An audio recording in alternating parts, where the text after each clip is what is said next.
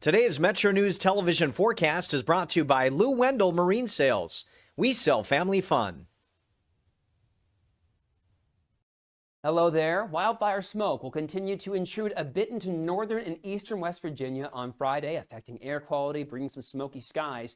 Then, as we head through Friday night into Saturday, we'll start to see the smoke plume pushed off to the east. This is with a warm front moving into the area, and with this warm front will come some scattered showers and storms, bringing a widespread slight to marginal risk for some severe weather.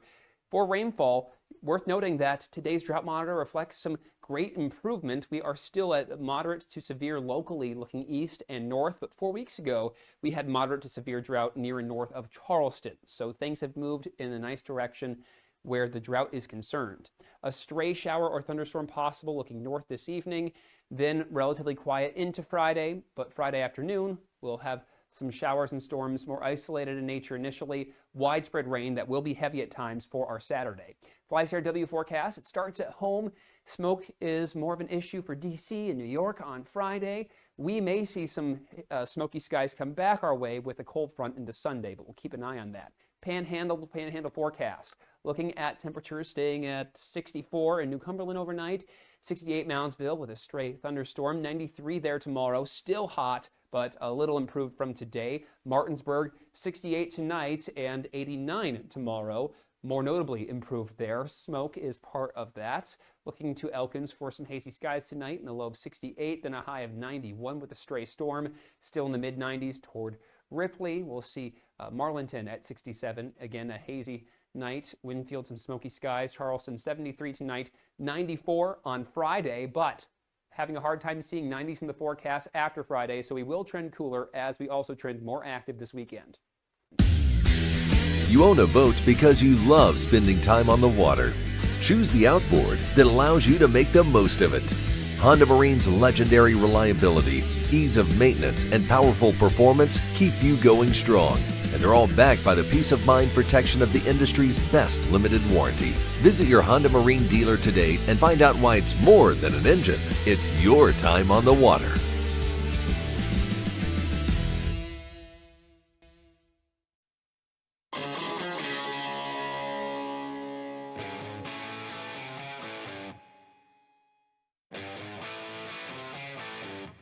This is Metro News Hotline, presented by Salango Law.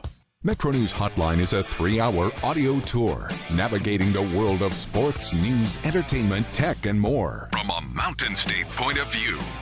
For your entertainment, Hotline is a no politics zone. You can join the conversation. Text the show at 304-825-5304. 304-TALK-304. Or call 800-765-8255. Here's the host for Metro News Hotline, Dave Weekley. All right. Hello, West Virginia. Yeah, we're back. We're back for more in the 304. Time to get it done in the 681. Time to start this 3-hour audio tour for Thursday, July 16th, Metro News Hotline 2026. Metro News Hotline comes to you from the Salango Law Studios. Visit salangolaw.com. Oh, it feels good in here. Nice and comfy. Nice and comfy. For those of you who are working outside today, you have my sympathies. It is 91 degrees here in Charleston as we operate out of our flagship 580 WCHS, right on 1111 Virginia Street East, a block down from Charleston Catholic High School, and it is a burner. Now, Coop, tell me, you didn't go for a walk today, did you? You didn't dare go out for a walk. I was doing work outside, so I will take your sympathy that you were giving for us outdoor workers and take that to heart. What were you doing outside? Man, we have an event this weekend where we're giving away some stuff, and so stuff. Yeah, we had to go. I had to go and get like all of my outdoor stuff ready to go. That's in the back of the tent. We had recently moved some things around for our regatta events and things like that. So basically, I had to like prop up all of our stuff, make sure that I had everything, and you have to be outside for it. So I mean, it's a little bit of a process to get all that stuff. I didn't want to bother anybody else. I knew Ryan was sitting in here in the air conditioning, for example, and stuff like that. But I just did it and had to go home and change clothes. I was absolutely soaked. No kidding. Yeah. Wow. It was a sweat bath, man. It was so bad. You got your exercise before work and at work. No kidding, man. It was hardcore. But I got all my stuff done, so that's good. Well, maybe you good. should have been an extra in the movie The Odyssey. we'll begin. Man, that movie is getting some really good reviews. Yeah. So, Ryan, did you go home for lunch today? Yes. Did you walk your dog? Yes. Coop, what do you think Ryan's dog's name? Do you know what Ryan's dog's name is? Of course I do. You do? Yeah, I'm not going to tell you. Well, let me guess a couple of things. How about Wildcat? No. Why would you name a dog after a cat? Well, but your dad's a big UK guy, big supporter, big That's booster. true. Okay. But he's also not dumb. Well, how about Champion? No. Let's see. What is your dog's name? Keep guessing. No. Let me guess one more. Steely or something like that. No. No. Is it the first name of a celebrity I would know? No. Is it? It's not the first name of a celebrity at all. Give me another hint. It is a person who operates in forests and mountains. Oh. I don't know. What is it? It's Brigand. Brigand. I wouldn't. We would have been here. we would have been here forever, and I would have never gotten that. Yeah. Is that the first dog you ever had? No, Okay. I've had plenty of dogs. Well, I didn't mean to offend you with the question. It was just like a simple question. It's like, oh, have you never had a childhood? Oh, is this your first dog? No. Oh. One of the reasons I brought this up is Brigand. How do you spell that? Brigand. Okay. Brigand. Did he? It's a he, correct? Yes. Okay. It sounded like a masculine name. Did he not want to go out in the heat? He'll go out. Here's the thing about Brigand. He has very little sense of self-preservation. So he will, I'll say, Brigand, it's 200 degrees outside. The asphalt is melting. And he'll just be at the door wagging his tail waiting for me to let him out. Gotta go. He doesn't care if, the sky is on fire and oxygen is rapidly depleting. He wants to go outside, even if he doesn't need to use the restroom. Nice. He just wants to be outside. All right. How long did you guys stay out? I took him on about a 15-minute walk. Okay. Well, that's a pretty good size walk. Good size walk. Coop, you sent me you sent me the news about Chase Burns. Oh yeah. Do we need to do a breaking news on that? I don't know. Your show. You tell me. Why don't we do? Because I'm guessing they probably didn't discuss that on the old midday show. Yeah, that's probably true. So let's do like a breaking news sounder on the Chase Burns news. So Chase Burns, I don't know. Can you sign a 7-year, $105 million contract and be considered an uber prospect, or do you move from the out of the realm of prospect once you sign your name on a piece of paper and get $1/10 of $1 billion? I think how good is he at Uber? That's a fair question. And I think that in today's MLB, you can still call them prospects because maybe 5 years ago this would be a question, but everybody's locking up their prospects like this now. I mean, I think we have to do that because there's several of these guys that have made these huge contract signings that there's still some questions out on if they're actually want to develop or not. Oh, no doubt. So I agree. think I think we still have to. I mean, we have to call a thing a thing. I mean, just because that's just somebody trying to protect their investment. They're still prospects, I think. So it's been the season for that, right? With the Connor Griffins and the JJ Weatherholts and now the Chase Burnses. So I have a couple of questions. Who got the better deal? Burns or the Reds? I don't know. It's impossible to really tell. I mean, if he tracks out to be exactly the pitcher that the Reds want him to be, then the Reds probably get the better end of the deal, to be honest with you. If he just kind of develops into another pitcher that's, good a lot of the time, but maybe not top of the rotation kind of guy, then maybe he does. I don't know. I think that I think the risk on both ends are probably what the acceptable thing was. It was a place in the middle to meet where – Burns knows he's probably leaving some money on the table if he develops into being a frontline starter by the time he would normally come around to free agency. But Major League Baseball is hard. Yes. And a lot of guys don't necessarily – Paul Skeens has a 3 ERA. Now, I know he cleaned it up before the end of the first half, and there's a couple games that really throws him off. But still, it's not a guaranteed thing. Cody Bellinger, we had the clip on yesterday, who was talking about 2 out of his first 3 years he was in the All-Star game, and this was his first time back since then. You know, it's not an automatic thing. So I think from Burns' standpoint, to be able to buy into that investment and be like, look, I'm generationally wealthy regardless.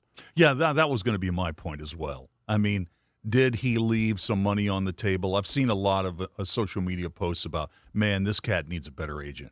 And there may be something to that. On the other hand, you're 23 years old. You went into a building, got a pen, signed your name, and now you've got generational wealth. Yeah. There's something to be said for that. Because in baseball, especially with pitchers, man, you could lose your ability to throw that ball with your next pitch. Hey, you never know. You know what's kind know. of kissing your sister in this situation if he just ends up being kind of a decent pitcher. Yeah. Like where nobody really – it's like he doesn't really go either way. Like he's just kind of good, you know, not all the time. Well, but hopefully he's great. I mean, that's the hope. Well, he was the second overall pick a couple of years ago, so it's not like he's an unexpected success. Right, yeah, exactly, okay? True. And he's in the top 5 right now in terms of the running for the Cy Young Award in the National League. And I heard stuff about you could probably, if you squinted hard enough, you could probably put him maybe 10th best in baseball now at this level. And frankly, I think potentially he might be a little bit better than that.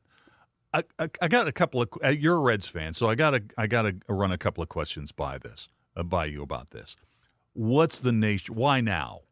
Why is this being announced now? Because I have a theory. Why do you think they announced it now? It's got to be some sort of a – it may be to try to buttress the fan base for some upcoming moves. Exactly. Exactly. So they can be like, hey, we tied up this fan favorite, not Ellie, but this other fan favorite over here we tied up for long term. So we're doing our jobs. And look at all these people that we're packaging off. Yeah, I think if you read the tea leaves, this basically says to the Reds fan base, we're selling. Yeah, we're selling. True. We're not adding at the deadline. The other thing about this is Chase Burns now the face of the Reds? Is he the face of the Reds? Because if you project out, I know you know this more than I do. You know the details on this. 2027 is potentially Ellie's last year with Cincinnati. He becomes arbitration eligible after next season. So now you've locked in one of your homegrown stars, one of your homegrown stars. So is Chase Burns now the face of the Reds? I'm going to see a bunch of kids that are Reds fans at our event that we're having this weekend where we're giving away by the way, we're giving away a Segway side-by-side from Trojan Landing Marine. Nice. You can still sign up to win that at participating locations. You can check it out at WCHSnetwork.com. Nice. And click on the banner if you want to get involved in maybe winning a side-by-side this weekend. But anyway, I'm going to see – For the brand. Exactly. We're going to see a ton of Reds fans this weekend, because I always do when I go out to these events. We do it every year. And a lot of them bring their fans and things along those lines. As of right now, 100% of the kids that come there, if I showed them pictures of Reds in the lineup, 100% of them would know who Ellie De La Cruz is. It would be much less than that for Chase Burns. Well, I mean, Ellie has been on the scene for a while. Yeah, well, you just asked me if he is now the face of the franchise, and I'm just saying no. No. Okay. I mean, maybe by next year. I mean, it depends on what happens. You're talking about a pitcher that's going to be shut down in the second half more than likely. He's not the face of the franchise yet. That's probably one of the reasons I think this was rolled out today as well, that date, that shutdown date, may be a little closer than we're led to believe. And I think maybe we got a clue on that yesterday when we saw how their pitching rotation was going to start the second half of the year. He's not going to throw until the fifth game after we come back from the All-Star break tomorrow. So I think they're starting to tap the brakes a little bit. All right, what does Burns' 7-year, $105 million deal that was announced today, what does that mean for trying to lock up Sal Stewart for a similar deal? And position players are a little bit different. These questions are virtually impossible before the CBA. I mean, I agree with that too. I don't know how. There's no way to really project this, because what the answer could be now, we don't know if there's going to be a floor, if there's going to be a ceiling, if there's going to be minimums. We don't know anything at all about that next contract. Chances are they're not going to sign Sal this year, and that means the CBA is going to be expired. So it's going to be a whole new ball game, whatever that is, when we start talking about more long-term deals. One other quick thing before I've got something for Ryan here, but yesterday we were on the air literally while the World Cup semifinal was taking place, and Argentina roared back with 2 goals late, and they beat England 2-1. Coop, I got home last night, and I thought, wow, maybe I need to check in and see how England fans are handling this. So I listened to a little bit of Talk Sport last night, the all sports station in London, and it was just a complete meltdown. Yeah. They want the manager's head on a stick. What sport's got the most passionate fans? What sport has the most passionate fans? I think worldwide soccer obviously has to be up there. I mean, It's got to be up there. You see more crying and tearing your hair out and ripping your shirts off and also unbridled joy. You know, I mean, the extremes of emotions that you see at these World Cup games and stuff. It's pretty emotional. It's pretty emotional. There's no question about that. Yeah, man, I saw my feeds lit up yesterday with folks that I know over in the UK, and it was not going well for them. Well, in the United States, what sport has the most passionate fans? The Philadelphia Eagles. As you know what? You're a good guy to ask this, Ryan. I mean, you're kind of ambivalent about the whole sports thing. Mm-hmm. From the people that you interact with, what sport impacts them the most emotionally, you think? That is a difficult question because my friends don't really follow sports. That's fair. I think that until a few years ago, it was probably college football. If we talk about not necessarily popularity, because that's the NFL, but as far as like emotion, I think college football carried a lot of that. But I think that it's getting harder to do that with the way that the teams are made up. Nobody knows who's playing. Yeah, I don't know that that's necessarily for the brand thing works to a degree, but eventually you got to know the faces, and I think that maybe that the foot has come off of college football a little bit there. So I guess it would be the NFL, but the passion in the NFL is so weird because it's not only passion for the game, it's passion for your fantasy team, and it's passion for whatever bet you just made on your phone. And so it's kind of hard to tell where the passion is. Is it actually for the sport? Is it for the team? Or is it for all this ancillary stuff people are doing? It's hard to tell. Ryan, before I run out of time, I did want to ask you about the Odyssey. Yeah. So we have got also about my video game news that I got. That's going to have to wait, I think. But I did want to ask you about the Odyssey. So when you made your feelings known about the film last week. Everybody who's seen it apparently likes it. What's your reaction to that? That they don't get it, or what do you think? I think that my gripes with the movie are not common amongst people that watch it. When it comes to historical fiction like the Odyssey, I look for accuracy. I look for historical precedent. I look for the things that I want to see. Just because I don't see them doesn't mean the movie's bad. It's going to be bad to me because it's going to annoy me throughout the film. Like, when I watch the movie, I'm going to be annoyed that the helmets are incorrect, that the boat is incorrect, that the monsters look weird or something like that. But to the average person who doesn't care, which is probably going to be most of them, it won't matter. Are there critics that you care about? Yeah, there's 2. Okay. Have they reviewed the Odyssey? Not yet. They aren't industry insiders. What do you, Coop? Do you care about reviewers, about movie reviews? Because I got to admit, I'm a kind of shallow person. I just kind of cut to the thing, and if a bunch of them say it's a good movie, I'm kind of riding with. I know that there's probably people that have picked up the torch, but Roger Ebert was such a thoughtful and expressive movie reviewer. His reviews, both positive and negative, especially when he went into essay form, are incredible. They're very good written articles. I don't really pay that much attention to individual reviewers. Frankly, as gamed as it can be sometimes, a lot of things you can't pay attention to this, but the wisdom of the crowds is usually, like I figure if I look at something and it has massive audience appeal on like Rotten Tomatoes or something like that, I understand that sometimes movies are made for audiences and not for critics, and I can make my own decisions on that stuff. You know what? I love it. And a lot of these are posted on YouTube. When you go to YouTube and you see the Siskel and Ebert reviews of films they did not like that turned out to be classics. Oh, yeah, I love that stuff, yeah. That's always really, there's tons really of that good stuff. Jeff Jenkins is here for a news update, but first I got to get your reaction to the Chase Burns signing. 7 years, $105 million.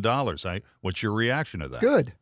Yeah, I say good. I mean, he's a pitcher. Pitchers get injured, but hopefully he doesn't. Everything you're seeing, you got to like about him. He's a bulldog, and he's very talented. I like the fact that the deal has no opt-outs. Yeah. No option years. And I think you're right. I think, to me, this is a signal. This is a goodwill signal because the Reds are going to sell, and they should sell. I don't know if I've decided who they should sell, but there's only like 4 guys that they should protect without question. And plus, there's not going to be that many sellers, so it's a good time to sell. Yeah, that's right. Because everybody's in the race, especially American League. Man, everybody's in the. We said this yesterday. If the Reds would go out and sweep the Rockies this weekend, there would probably be some Reds fans that would be saying, "Don't sell, don't sell." Then they haven't seen this team play this year. This team is terrible offensively, and I'm not convinced, and defensively not very good either. But not convinced they're going to turn it on. I think it's one of the worst teams in the last 20 years for the Reds. It's some of the same people. It's some of the same people. That's what's mind-boggling.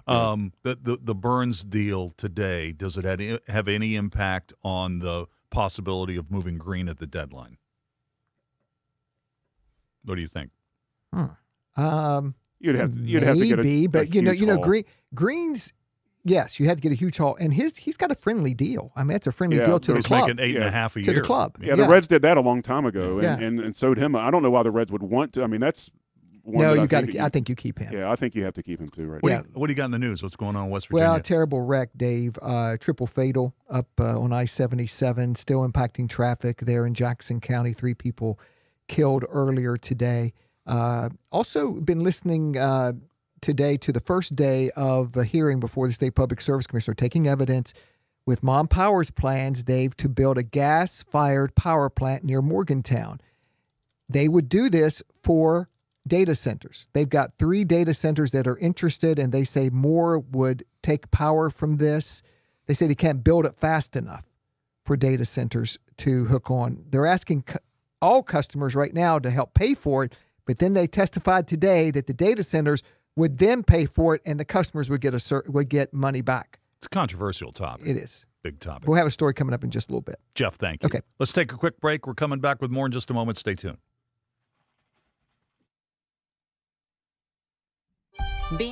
Leading the efforts to build a stronger West Virginia, the High Technology Foundation has a proven plan to strengthen and diversify our state's economy. The I-79 Technology Park's high-capacity infrastructure continues to attract advanced federal operations that are driving economic growth. This keeps our young, educated residents in the state and brings West Virginians home. The High Technology Foundation, building a stronger West Virginia. Learn more today at WVHTF.org. Of course, the LVA was brought into my life because I had a severe heart attack in November of 2024. And then I entered into congestive heart failure. Where he was in the course, we really had to go towards an LVAD. At that point, I was committed. At that point, I wanted to get better, and I wanted to see what this machine was going to do for me. With this therapy, he's thriving, doing well. And not only is he living, he's thriving. In 1914, the same year the first commercial flight soared and the Panama Canal opened, Greer Industries was born. Herbert and Agnes Greer began in Morgantown, West Virginia, striking the first pick into the limestone formation that would become the backbone of one of the state's great industrial legacies. From the roads we drive on, the buildings we build, and the communities we serve, Greer Industries has been delivering quality for decades. At Greer Industries, we've been improving lives for more than a century. The best selection of WVU apparel is at Daniel's Men's Store. Exclusive designs you won't find anywhere else. Stylish, sophisticated, and unmistakably Mountaineer. Shop in store or online at danielsofmorgantown.com. Need a truck that's ready for work, weekends, and everything in between? Right now at Dan Cava GMC, get up to $10,000 off select new GMC Sierra 1500, or save up to $4,000 off all new GMC Canyon Elevations, offering bold styles, advanced technology, and everyday practicality. Come explore our all-new GMC Yukons, built for busy families and big adventures. All this and more at Dan Cava GMC in Bridgeport. Shop the world.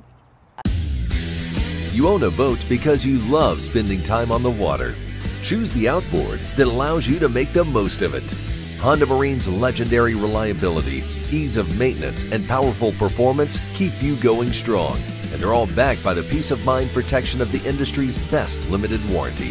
Visit your Honda Marine dealer today and find out why it's more than an engine. It's your time on the water.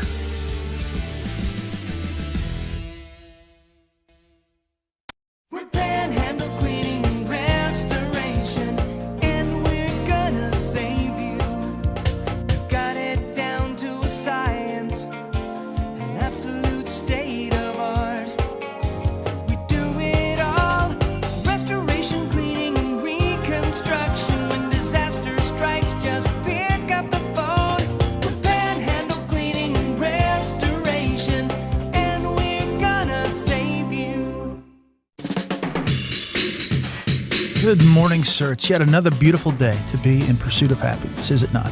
I like the optimism. Let's see if we can take care of that by the end of the show today, shall we? Talk Line on Metro News Television.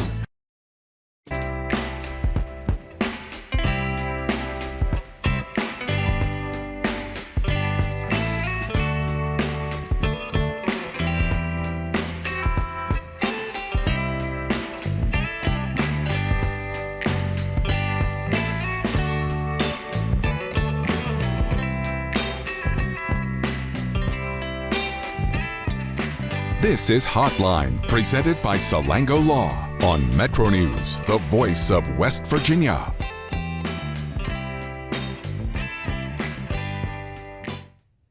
Today's Metro News television forecast is brought to you by Lou Wendell Marine Sales. We sell family fun. Hello there. Wildfire smoke will continue to intrude a bit into northern and eastern West Virginia on Friday, affecting air quality, bringing some smoky skies. Then, as we head through Friday night into Saturday, we'll start to see the smoke plume pushed off to the east. This is with a warm front moving into the area, and with this warm front will come some scattered showers and storms, bringing a widespread slight to marginal risk for some severe weather. For rainfall, worth noting that today's drought monitor reflects some great improvement. We are still at moderate to severe locally looking east and north, but 4 weeks ago we had moderate to severe drought near and north of Charleston. So things have moved in a nice direction where the drought is concerned. A stray shower or thunderstorm possible looking north this evening, then relatively quiet into Friday, but Friday afternoon we'll have some showers and storms, more isolated in nature initially, widespread rain that will be heavy at times for our Saturday. FlyCRW forecast, it starts at home. Smoke is more of an issue for D.C. and New York on Friday. We may see some smoky skies come back our way with a cold front into Sunday, but we'll keep an eye on that. Panhandle forecast. Looking at temperatures staying at 64 in New Cumberland overnight, 68 Moundsville with a stray thunderstorm, 93 there tomorrow, still hot, but a little improved from today. Martinsburg, 68 tonight and 89 tomorrow. More notably improved there. Smoke is part of that. Looking to Elkins for some hazy skies tonight and a low of 68, then a high of 91 with a stray storm. Still in the mid-90s toward Ripley. We'll see Marlinton at 67. Again, a hazy night. Winfield, some smoky skies. Charleston, 73 tonight, 94 on Friday, but having a hard time seeing 90s in the forecast after Friday, so we will trend cooler as we also trend more active this weekend. You own a boat because you love spending time on the water. Choose the outboard that allows you to make the most of it. Honda Marine's legendary reliability, ease of maintenance, and powerful performance keep you going strong. And they're all backed by the peace of mind protection of the industry's best limited warranty. Visit your Honda Marine dealer today and find out why it's more than an engine. It's your time on the water.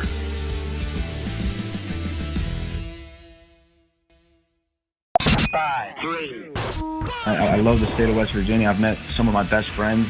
I'm excited to be back. I still have my pickup truck. I still have four-wheel drive.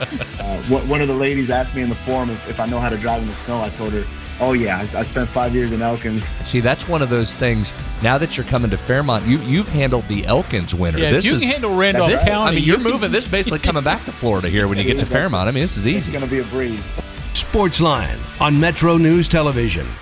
If it matters in West Virginia, it's being talked about here. Gentlemen, I could not care less if you read this message. All right, moving on to the next one. 304 Talk 304. Well, they said it, not me. Oh, that's terrible. Read the guy's phone. Maybe I will, maybe I won't. Join Dave Wilson and TJ Meadows Monday through Friday for Talkline. Available on mobile, Roku, Fire TV, smart TVs, and online at WVMetroNewsTV.com.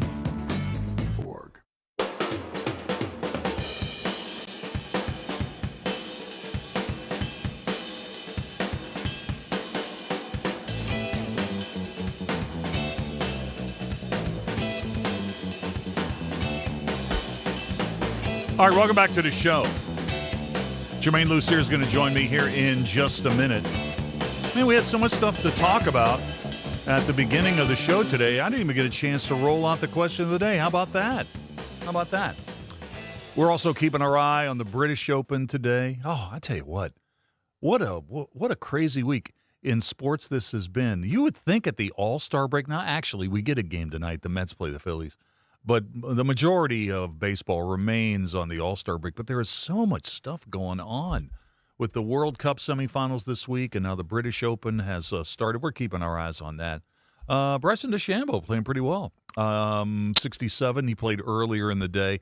I think most of the guys who went out earlier are taking advantage of the weather. It's getting hot in England, and the course is drying out, which makes it kind of tough for the ball to stop rolling. British Open, annually is probably one of the most entertaining golf tournaments to watch. So we'll keep you updated on that. All right, question of the day. The NCAA Rules Subcommittee has approved the usage of ABS Challenge System, the ABS Challenge System, in college baseball. So remember, it just seemed like it took forever to get robot umpires in Major League Baseball. Now that after they use the ABS system in the SEC tournament this year, they're going to roll this bad boy out most likely for college baseball next year across the board. If you've got the gear that can handle it, it's on like Donkey Kong for the ABS system in college baseball. So here's the question of the day, and it is sponsored by Salango Law. Are you ready for robot umps in college baseball? Or is destroying the human element of the game a step too far? Now, I've got some pretty interesting stats on this about how baseball fans in general feel about robot umpires. But in Major League Baseball is one thing, but now it looks like the ABS system is coming to college baseball. Once again, the question, and it is sponsored by Salango Law, are you ready for robot umps in college baseball, or is destroying the human element of the game a step too far? To respond, text those in, 304-TALK 304, 304-8255-304. I'm on Exit Weekly, WEEKLEY. And we don't know exactly the parameters of this for college baseball, but when they use the ABS system at the SEC tournament this year, teams got 3 challenges per game. And then if you exhausted all of your challenges, you got a challenge back if you went to extra innings. In Major League Baseball, you start with 2 challenges per game, so just a little bit of a difference. But the point is, robot umps are coming to college baseball maybe sooner than you expected. We're talking next year. So send me your thoughts on that. All right, Germain Lussier from Gizmodo.com joins me now. And, hey, obviously we've got to talk about the Odyssey. Your review of the movie is up, and you have joined the chorus. The Greek chorus, I guess, exactly. In singing the praises of Christopher Nolan's latest movie. Yeah, absolutely. And I'm glad you said that, you Greek chorus. I was going to make that joke. Yeah, it's everything you kind of want it to be. It's sweeping, it's massive, it's exciting. It is long, and it's not, action-packed all the way through, but the filmmaking is so incredible, and the character is so interesting that you really do get kind of sucked up into it. I said, in my review, the biggest problem I had with it is that because Nolan has so much story to tell, right? He has to assume you don't know anything about any of these people. So he's got to go to the Trojan War. He's got to go before the Trojan War. He's got to kind of go everywhere. Some of the movie moves really beautifully and plays music with itself almost. And then it cuts to a cave, and you're in a cave for 20 minutes. And the cave stuff is awesome. There's a giant cyclops or whatever, but the movie feels a little uneven. But basically the way I said is there are scenes that are awesome, and then there are scenes that are incredibly awesome. And so it's nothing is just too bad there. And it works to an incredible, awesome ending, really satisfying, really well done. It's fantastic. I don't think it's one of my favorites for Nolan's just because it is kind of a rehashing of a story we've heard before. I like the original stuff, like Inception. But it's a great movie, and if you are excited about it, you will be pleasantly surprised. Yeah, so many of Christopher Nolan's movies have an underlying theme of time and how we deal with time and slowing time down and going back into time. That's not what this is. That's not what this is. No, it's not. But it's about a man who's away from home for 20 years, and what does time do to your relationships, and what is why did it take so long for him to do that? What are his regrets? And so time is a huge factor in the movie because of how long Odysseus is away from Ithaca. But no, it's not like, Memento or something. It just, at certain times, the editing kind of takes you back and forth. And, we know the story. So this isn't a movie that, well, let me ask you this, and I hope you're not I'm not asking you to give me any spoilers here, but there's no Easter eggs, or there's no scenes after the credits, or little Easter eggs on possible sequels, that kind of stuff. That's not what this is, right? That's not what this is. No, I mean, Christopher Nolan never does that. Even in his Batman movies, which are big superhero movies, the movie is the movie, and that's the movie. I mean, there's a reason why pretty much all his movies end with the title. They don't start with the title. If you think about The Dark Knight, you think about Inception, like the last thing you see before the credits is the title of the movie. And that follows suit here. So that's his way of saying, like, boom, period. That's the end of it. So it's interesting you mentioned The Dark Knight Rises, because that movie 14 years ago, that is kind of like the high watermark for the most box office he's done in the opening weekend. And The Odyssey is supposed to do, I guess, between 95 and maybe $105 million this weekend. The reviews have been great. I mean, there have been very few negative reviews at all. So already, before the thing is even into the theaters, it's considered to be a critical success. But I guess my question to you is, will it be a financial success too? Oh, I mean, absolutely. I think the question is, how high can it go, right? Because it is a 3-hour movie. It's rated PG-13, so there, it's scary for sure, but there's nothing too objectionable. So you can kind of, I guess, take the whole family. Will kids care? I mean, maybe. It is Christopher Nolan, is big and exciting, but it does get into some weird stuff. It's definitely going to be a hit. The question is, does it make $1.2 billion or does it make $750 million? I think, in my mind, and I think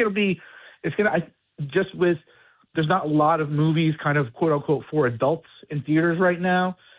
So I think this is going to have some legs, especially because people want to see it in the premium format. Okay, let me ask you that. What about, did you see this in IMAX? I'm guessing that's probably the way to see this if you have access to that kind of presentation. Yeah, I saw it in 70 millimeter IMAX, which is the best way to see it. There are only 41 theaters in the world that do that. I should have looked to see how close you guys are to one, but it's in pretty much every format you can imagine. Find the best theater you got and see it there if you can. But if you do have a 70 millimeter IMAX anywhere near you, make a trip to go, because it's like watching, it's like the Sphere, you know what I mean? In Las Vegas. Even if you haven't been there, you can kind of picture like, oh, I'm sitting in this insanely huge screen. And the whole movie's like that. It's the first movie to ever do that. So it's historic in that way, and it absolutely adds to it. It's completely crazily immersive. Coop, help me with this. I think the closest, I checked this a few years ago, but I think the closest IMAX to us is Columbus. Does that sound right? Yeah, I think so. I think that's right. I'm not sure about that. All right, one more question. It may be unfair, but I feel like I can ask you this. So obviously, Christopher Nolan, this is like one of those projects that he wanted to check this box. He wanted to do this project. He's been thinking about it. Do you think he's got anything else like this? I mean, really, really big that he wants to get done while he's still young enough to do it? I mean, every time he surprises you, right? Like, so I imagine he does. I think he said something. He said in a couple of recent interviews that he's never done a horror movie. He'd be interested in that. I don't think there's any kind of horror movie you could do on this scale. Or especially, nobody's going to pay $250 million for a horror movie. But there's plenty. I think he always surprises us. We never thought that he'd make a movie about the guy who created the atom bomb into a cinematic event that grossed $1 billion, right? Sure. Like, it's just like, how is that possible? This just happens to be an epic told epically. Not a word, but and so I would never ever doubt the man. You know, it's like James Cameron's like, hey, I know I made Titanic and it was a hit, but now I make a movie with these blue characters. And you're like, oh, that's going to be a bomb. No, it's not. I think Chris Nolan, James Cameron, these are the guys yet. You do not bet against them until it fails, and it hasn't failed yet. And I'm guessing the studios are basically saying, okay, this is the Odyssey's weekend. You can't even counter program this in the theater, right? You just got to get out of the way of it. Yeah, there's nothing opening against it. There's nothing opening next weekend either, so it kind of gets 2 weeks. But then the competition gets really stiff because that's when Spider-Man comes back on the 31st. That's right. All right, got to leave it there. By the way, Germain's review of the movie is up. I will retweet this out for those of you who follow me on X at Weekly, WEEKLEY, when we get to the break. Germain, thanks a lot. Talk to you soon. Oh, by the way, who do you like on Sunday? Spain or Argentina? Who do you like? Yeah, I'm cheering for Spain because Messi's got enough, but I think you can't beat the GOAT, and so I think Argentina will win. I don't want them to win. All right, good deal. Talk to you next week. Thanks for coming on the show. All right, let's take a break. We'll come back and get into the Sound of Sports next. This boating season, elevate your family time with Lou Wendell Marine Sales. Proudly family-owned for over 40 years, Lou and his sons are West Virginia's largest Avalon pontoon dealer. Trusted experts in premium boats, motors, and service. Discover refined comfort, elegant design, and performance you can feel. Now is the perfect time to take advantage of preseason savings. At Lou Wendell Marine Sales, they don't just sell boats. They sell family fun. Visit LouWendellMarineSales.com because the weekend's almost here. Hi, I'm Devon Mosby. As a staff consultant at Civil and Environmental Consultants, I've been fortunate to learn from the best mentors in the business. I grew up in West Virginia, and I chose CEC at Martinsburg because I wanted to make a meaningful impact on my Eastern Panhandle community. At CEC, I found opportunities to grow. We connect with clients and the community, showing CEC cares about people, not just profits.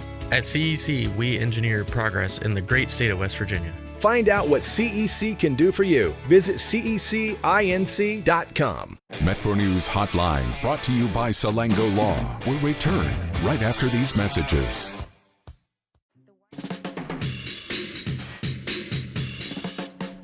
Morning, TJ Meadows. Good morning, sir. It's yet another beautiful day to be in pursuit of happiness, is it not? I like the optimism. Let's see if we can take care of that by the end of the show today, shall we? Any thoughts, Mr. Meadows? Talkline, available on mobile, Roku, Fire TV, smart TVs, and online at WVMetroNewsTV.com.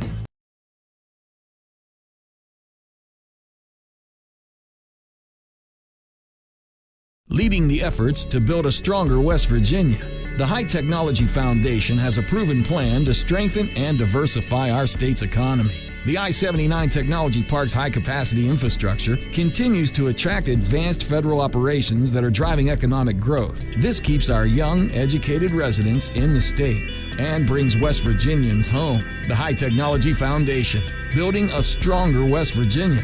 Learn more today at WVHTF.org.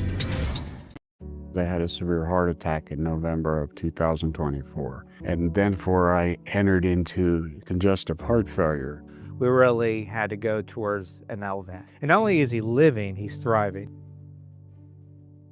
At Daniel's Men's Store, exceptional style begins with a curated selection and finishes with a flawless fit. When it's time to buy a suit, Daniel's is here to make sure yours is one of a kind. Discover tailored suits you'll only find in-store at Daniel's.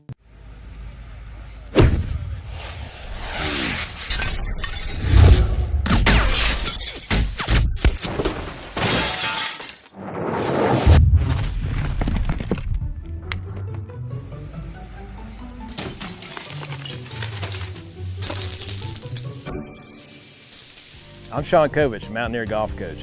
When disaster strikes your home, business, or golf game, call the restoration company the Mountaineers call. Panhandle Cleaning and Restoration. For over 20 years, Dan Cava Toyota World has been more than a dealership. We're family-owned, community-focused, and committed to taking care of our customers long after the sale. Our commitment doesn't stop when you drive off the lot. With factory-trained technicians and a service team you can trust, we're here to keep your vehicle running at its best for years to come. So when it's time to get your next vehicle, choose the dealership that's been serving the community for generations. Visit Dan Cava Toyota World in Fairmont. Shop the world. In 1914, the same year the first commercial flight soared and the Panama Canal opened, Greer Industries was born. Herbert and Agnes Greer began in Morgantown, West Virginia, striking the first pick into the limestone formation that would become the backbone of one of the state's great industrial legacies. From the roads we drive on, the buildings we build, and the communities we serve, Greer Industries has been delivering quality for decades. At Greer Industries, we've been improving lives for more than a century. You own a boat because you love spending time on the water. Choose the outboard that allows you to make the most of it. Honda Marine's legendary reliability, ease of maintenance, and powerful performance keep you going strong. 3 guys before the game. I love gear from events. Okay. When my daughter was little and participating in karate, I mean, we'd go up to Weir and be at an event. I'm like, right, have a t-shirt we got. Available on Metro News Television. All right, welcome back. Metro News Hotline here until 6 o'clock. Let's go ahead and jump into the sound of sports, shall we? And we will start with college football. The Sun Belt Media Days are continuing today in New Orleans. The East Division teams, including Marshall, met the media yesterday. Second-year coach Tony Gibson says he hopes to take advantage of the lessons he learned in his first year as the head coach of the Herd last season. The hours of sleep I get at night to just the way we manage things. And it's so much smoother right now. Obviously, we kept a good core of our players, returning guys there. Again, a year ago, I was standing up here telling you I had 75 new players. So it was hard. It was a hard year. It was a learning year all the way around. Made a lot of mistakes in year one with just a lot of different things. And it was a year that I have to rebuild this thing and get it the way that I wanted, and I was able to do that starting in January, and again with the support of our staff, our administration, and all those things. So it's much easier right now to operate day to day. Marshall was picked third in the East behind James Madison and Old Dominion. Marshall quarterback Carlos Del Rio Wilson was voted as the Sun Belt's preseason offensive player of the year, and he says he's trying not to get caught up in the hype. I'm managing it by just not paying any attention, honestly. I feel like, the more you pay more attention, the more you get caught up in those things. So I try to just let them go over my head and not pay too much attention of them, so I still have that work ethic to keep driving every day and work harder instead of getting complacent because of these accolades and stuff and not working as hard as I know I can and need to. Del Rio Wilson leads all returning Sun Belt players in total yards, rushing yards per game, and quarterback rating, and he's one of only 2 returning FBS quarterbacks to throw for more than 2,000 yards, rush for 600-plus yards, and complete 65% of his passes last year. Now, the ACC Media Days continue in Charlotte. WVU and Virginia meet there at Bank America Stadium on September 19th. UVA won 11 games for the first time in school history last year, finishing 16th in the nation, their first time in the final AP poll since 2004. Wahoo's coach Tony Elliott says there's still more to accomplish this season in Charlottesville. Last year. So excited about this new group. We added 46 new guys to our roster, 31 through the transfer portal and 15 through the high school ranks. And these last couple of months has really been about the team coming together, taking the coaches out of the equation and letting the players naturally bond together to create the chemistry needed to become a successful team. From soccer, the World Cup final is set for Sunday in New York, with Spain and Argentina squaring off for the biggest prize in the world's most popular sport. Fans are still buzzing about yesterday's 2-1 win by Argentina over England in Atlanta as Messi and company rallied for 2 goals late after the Three Lions led 1-0 into the 85th minute. After the defending champs tied the game, Argentina got the eventual game winner 1 minute into extra time. Maca. Messi engancha y va, tiró con la derecha. ¡Gol!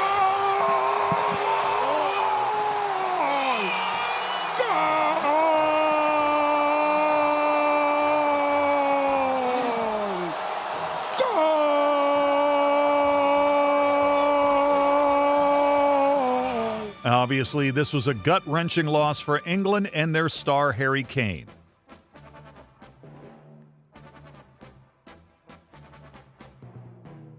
And then the waves of attacks from them just began, and we struggled to get any momentum. Obviously, we changed formation. We tried to get more pressure, but just couldn't find a solution. So disappointing for it to end like that, because it was like, yeah, we went 1-0 up and we just tried to hang on. When this, we spoke a lot about that this campaign, about doing the opposite, but it's obviously easier said than done. Meanwhile, for Argentina, it was another late rally for victory for the defending champs. Alexis McAllister says they never quit, even after trailing late in the game. Even when they scored the first goal, I felt we were in a really good position and we were having the control. But after we brought our Argentinian fire and yeah, maybe they went to a more defensive lineup, but that's football and that's normally the way you defend when you are getting crosses from everywhere. All right, Spain, who upset France in the semis, have been installed as the favorite in Sunday's World Cup final with Argentina in New York. And finally, say what you will about the ESPYs, but it does bring together some of the biggest stars in sports. Indiana's Fernando Mendoza, it was of the college football national champs, won the award for the best college athlete in men's sports last night. Football is the ultimate team sport, and although this award has one name on it, it belongs to so many people. I want to give a huge thanks to my family, my coaches, my beloved Hoosier Nation, and most importantly, out of all of them, my beloved teammates. Love you guys. Appreciate everything you guys done for me. And from the NFL, former Browns defensive end Myles Garrett got the ESPY for the best record-breaking performance. I wasn't expecting to win, so I didn't have much time to think about what I was going to say. So just want to say thank you, babe, for keeping a secret like that, because you definitely knew.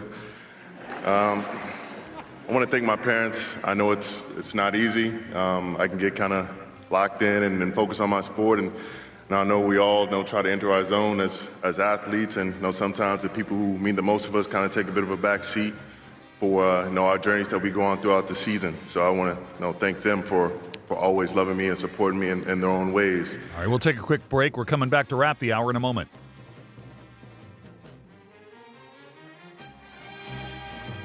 Metro News Hotline, presented by Salango Law, will return right after these messages. For over 20 years, Dan Cava Toyota World has been more than a dealership. We're family-owned, community-focused, and committed to taking care of our customers long after the sale. Visit Dan Cava Toyota World in Fairmont. Shop the world. The best selection of WVU apparel is at Daniel's Men's Store. Exclusive designs you won't find anywhere else. Stylish, sophisticated, and unmistakably Mountaineer. Shop in store or online at danielsofmorgantown.com. In 1914, the same year the first commercial flight soared and the Panama Canal opened, Greer Industries was born. Herbert and Agnes Greer began in Morgantown, West Virginia, striking the first pick into the limestone formation that would become the backbone of one of the state's great industrial legacies. From the roads we drive on, the buildings we build, and the communities we serve, Greer Industries has been delivering quality for decades. At Greer Industries, we've been improving lives for more than a century. You own a boat because you love spending time on the water. Choose the outboard that allows you to make the most of it. Honda Marine's legendary reliability, ease of maintenance, and powerful performance keep you going strong. And they're all backed by the peace of mind protection of the industry's best limited warranty. Visit your Honda Marine dealer today and find out why it's more than an engine. It's your time on the water.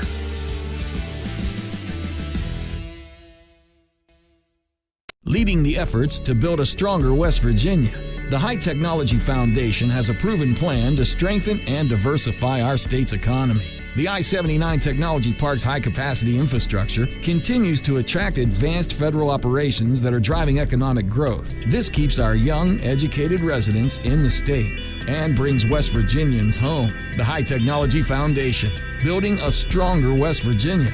Learn more today at WVHTF.org.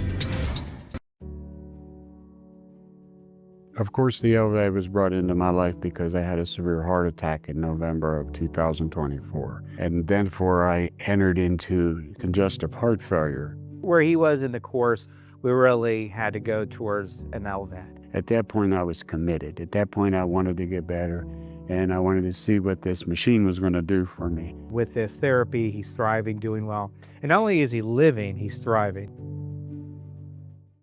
We're Panhandle Cleaning and Restoration, and we're gonna save you. We've got it down to a science, an absolute state of art. We do it all, restoration, cleaning, and reconstruction. When disaster strikes, just pick up the phone. We're Panhandle Cleaning and Restoration, and we're gonna save you. The conversation starts long before the game. You a heavy swag purchase? Well, one of my things, I love gear from events. Okay. I just love. That's a thing. I gotta go get gear. Well, you're not alone because there's a lot of people. A lot of people. When my daughter was little and participating in karate, I mean, we'd go up to Weir and be at an event. I'm like, right, how much T-shirt we got? Let's get a T-shirt for Let's get a T-shirt. 3 guys before the game. Available on Metro News Television. Vets today.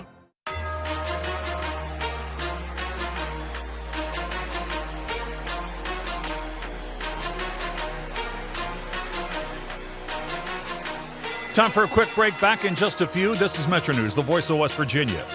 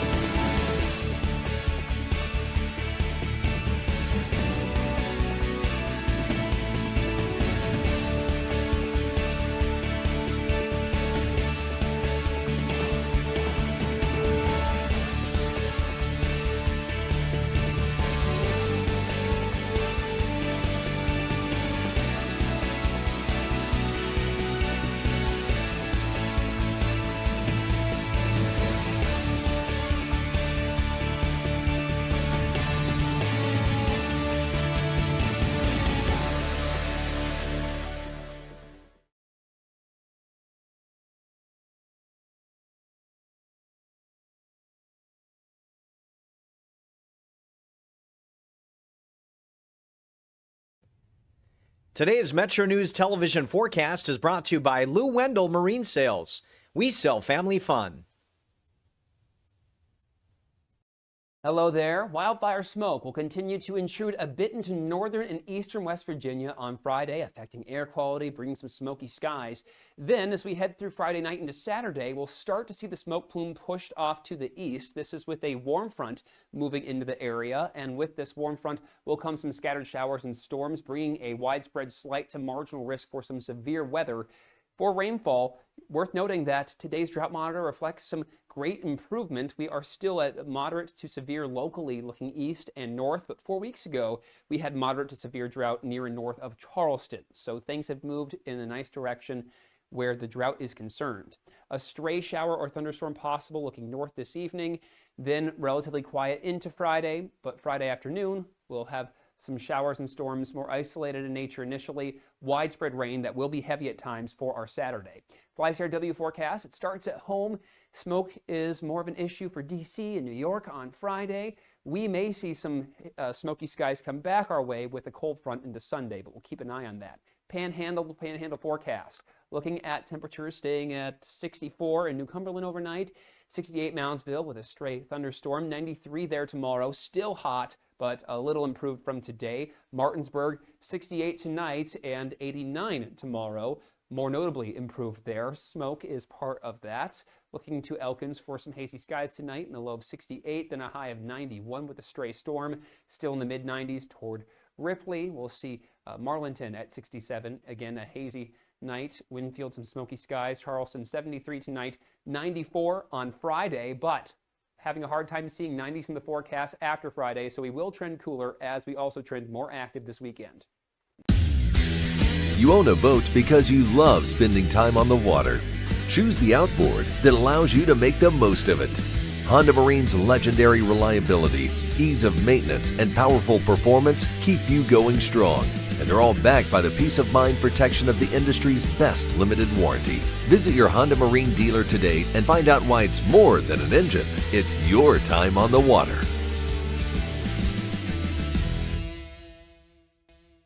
News Hotline, presented by Salango Law. Metro News Hotline is a 3-hour audio tour navigating the world of sports, news, entertainment, tech, and more from a Mountain State point of view. Hotline is a no politics zone. You can join the conversation. Text the show at 304-825-5304. 304-TALK-304. Here's the host for Metro News Hotline, Dave Weekley. All right, welcome back to the show. Hour number 2, How Do You Do? Metro News Hotline. Keeping you company in the afternoon here in West Virginia every weekday afternoon. We get going at 3:06 and we take you through the afternoon right up until 6 o'clock. And wherever you're listening to the show today, inside the state or beyond the borders, just trying to get a read on what's going on back home, we hope you're having a good day. It's a busy day around here. We got a little breaking news. We talked about this in the 3 o'clock hour. Chase Burns of the Reds has signed a 7-year, $105 million deal that really benefits both sides. Now we're getting breaking news within the last 15 minutes or so that we sort of knew this was coming, but it's still kind of painful that it's now final. The Penguins have announced the end of their long association in the ECHL with the Wheeling Nailers after 29 years. So the Nailers are in the market for another NHL affiliate, and the Penguins are going to move their affiliate closer to the owners, the new owners of the club in the state of Florida. Alex Wiederspiel, our Metro News hockey insider, is going to join us. He was already scheduled to join us today because the NHL schedule dropped today at 1 o'clock Eastern, so we were going to talk a little bit about that and the Penguins' offseason moves, but we'll definitely get into this story. It's a breaking news story that the Penguins have announced the end of their affiliation with the Wheeling Nailers. It's official. Kyle Dumas, the general manager of the club, has released an official announcement of this. So we'll get into more of that. That'll be at the bottom of the hour. All right. Oh, Adam Harris is here. So we're going to talk about pro wrestling. We're going to talk about Mountain Stage. And I tell you what, is Charleston, West Virginia, now the center of the pro wrestling universe after some of the announcements that have been made over the last couple of hours? Maybe you can make that argument. We'll try to make it anyway. That'll be coming up in a bit. Let's start with what happened in the financial markets today. So red across the board, but not a lot of red. The Dow was down 0.2%, lost 105 points, 52,552 at the close. S&P 500 was down 0.5%, losing 38 points today, 75.33. NASDAQ was the big percentage loser today, down 1.5%, losing 387 points, closing at 25,881. The big story today in the markets in the tech sector is that Alphabet announced that their new version of Gemini Pro 3.5, there's going to be a delay there. So Alphabet was down about 4.5% today, so that impacted the indices greatly. Here is a look at West Virginia-related stocks that were big percentage gainers or losers today. Caterpillar was down 4.5%, lost 65 cents, 873.65 at the close today. CSX, conversely, was up 2.7%, tacked on $1.33, 50.76 today. FMC up 5%, gained 55 cents, 11.38. In the energy space today, oil down, but not a lot, down 51 cents. WTI on the NYMEX closed at $79.09. Natural gas right now, at the moment, down 1%, losing 3 cents, $2.89 per unit at 4 o'clock Eastern. Of course, they're still trading. And Bitcoin, relatively quiet today, down 1.1%, losing a little more than $780. Bitcoin going for $64,146 per coin. All right, here's our question of the day. And we've got a lot of response to this today. This one kind of slipped in on us yesterday, and I wanted to focus on this for a question of the day today about college baseball, because the NCAA Rules Subcommittee has approved the usage of the ABS challenge system in college baseball next year. This is coming next year, most likely. It's still got to be approved, but it looks like it's going to be rubber stamped, and this will be happening. So here's the hotline question of the day, and it is sponsored by Salango Law. Are you ready for robot umps in college baseball, or is this destroying the human element of the game, or is destroying the human element of the game a step too far? Once again, the question, are you ready for robot umps in college baseball, or is destroying the human element of the game a step too far? To respond, text those in. 304-TALK 304, 304-8255-304. I'm on X at Weekly, W-E-E-K-L-E-Y, one word, 3 E's, W-E-E-K-L-E-Y. Adam Harris, Executive Director of Mountain Stage, joins me now. Good to see you, hey, Adam. Thanks for having me, And a great day to have you in. Before we get into the music, you're kind of my go-to guy when it comes to local professional wrestling. So let's talk about these two big announcements within just the last few hours, I guess, and the biggest of which is the WWE SmackDown is coming to Charleston on Friday, October 30th for a live show. Huge news, yeah. The Friday night live broadcast every week on USA is coming to Charleston, West Virginia. And I've been looking, I've had a hard time thinking of anything else today, Dave. My phone started blowing up this morning, and I was like, what? Just because, and it's hard to explain why this is such a big deal without getting into the minutia that wrestling is so well known for. But the WWE, formerly the WWF, has never done a television or pay-per-view broadcast from the city of Charleston. They've done Huntington. Monday Night Raw was in Huntington. And in the 90s, WCW ran 3 live Nitros, and a pay-per-view there. But the WWE has never run there. That's always been what was known as a Crockett territory, Jim Crockett Promotions, Mid-Atlantic. And while the Huntington, WWF has run in West Virginia, Huntington, Wheeling, Clarksburg, Bluefield even, the WWF didn't run in Charleston at all until 2005.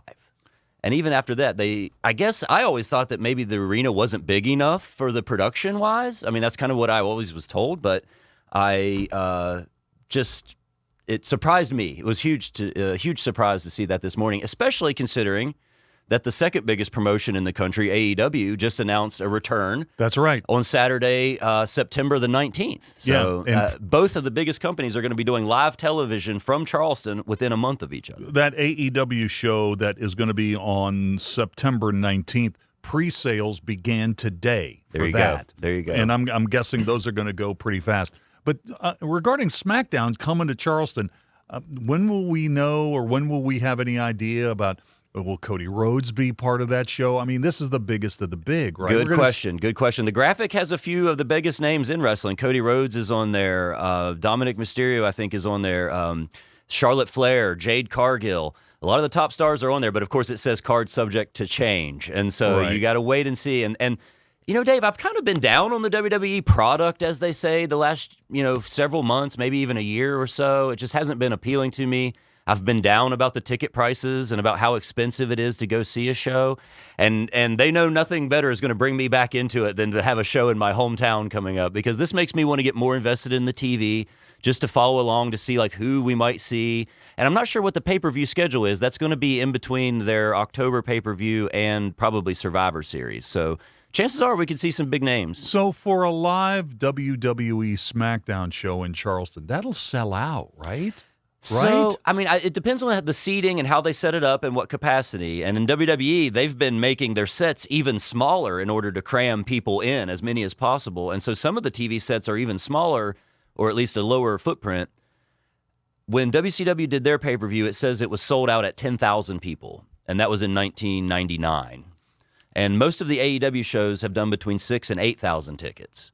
I presume that they're going to try to sell at least 10,000 for this one. And yes, I predict it'll probably sell out. And obviously, Charleston's been a really good market for the AEW circuit. Yeah. I mean, people come out for that too. They've had their first taping here in the first year of their business, and actually in the first month when AEW launched, their fifth, I think, TV taping was AEW Dynamite here in Charleston, and they've done 3 of those since then. And then Collision, which is coming in September, has already done 1 taping in Huntington as well. So 5 total AEW appearances since 2019. Well, just my luck. You were the perfect guy to have on to talk about this on this day. So if you're tuning in late, WWE SmackDown in Charleston for the very first time, live TV, is going to be October the 30th. And AEW Collision will be here in Charleston. That'll be September 19th. Pre-sale tickets went on sale today. And the SmackDown tickets are July 24th. 24th. Yeah, okay, next so Friday. that's coming up too. Yeah. So I'm just going to start saving my money. So, that's going to be a line, right? To get those? Or? I would think so, although, every event I go at the Coliseum, I just usually walk up to the box office and I have no trouble getting a ticket right there. So that's been my strategy usually. That's big news. Before we move on to Mountain Stage, you got anything local going on? Well, I wanted to mention the night before that AEW show on Friday, September 18th, Regatta Pro Wrestling presents Slam Plaza 5 at the Slack Plaza right there at the City Center at Slack Plaza. And so that'll be the night before AEW. So it's going to be a pro wrestling weekend in Charleston. And yeah, this Saturday, we just wrapped up 2 nights at the Putnam County Fair, had a great time this week. And I've got another show this Saturday outdoors at Waterways in Julian, West Virginia. Nice. So I think that's Boone County. So we're headed down there for a show at Waterways this Saturday, 7 p.m. bell time. Check out All Star Wrestling for more. All right, let's do a 180-degree turn and talk about Mountain Stage. Yes. Okay. Yes. So the whole reason you're having me on. What's going on with Jeremy Short and the video he released that was shot here in Charleston? Yeah, so Jeremy Short was on our show last year. He's a wonderful electric guitarist, kind of blues-based, but he goes far beyond those. He's a wonderful electric guitarist, also plays some keyboards, and his band were on Mountain Stage last year, and they just released a video from that show on Mountain Stage, so it's a collaboration between Mountain Stage and Jeremy Short of one of his new singles. It's called Let It Shine, I think, and man, this is a perfect summer jam. You get into this, you should roll the windows down, but keep your hands on the wheel. Yeah, here we go. Let's hear some of this, Coop. This is Jeremy Short. I've had bad days. There were days that I wish would never end, but I would not change a thing. In the end, it all made me who I am. Oh, the road seems long, it's just beginning. That old sun keeps on rising every day.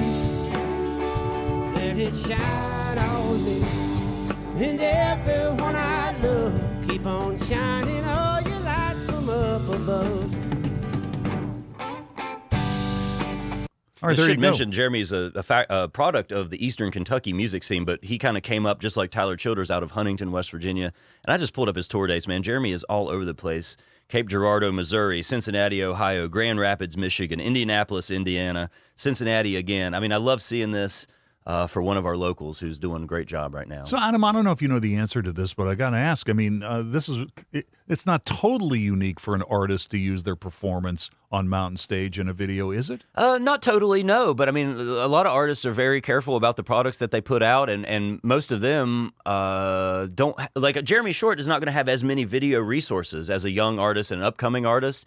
And if anybody appreciates the reputation that Mountain Stage has, that it's Jeremy, because he's kind of been from this region, and a lot of his heroes have played Mountain Stage. And so it was really cool that Jeremy reached out, wanted to use that footage. But we basically approve anybody that wants to approve that footage.